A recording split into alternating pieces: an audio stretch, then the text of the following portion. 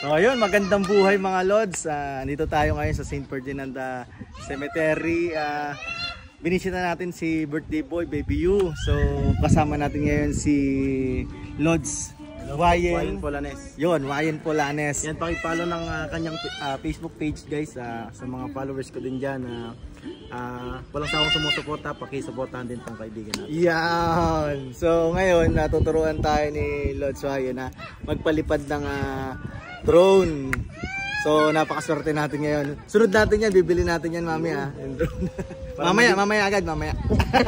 Ayos na yung ano guys, yung galat nila. Yan. So, Wayen Polanes, i-follow nyo mga Lods.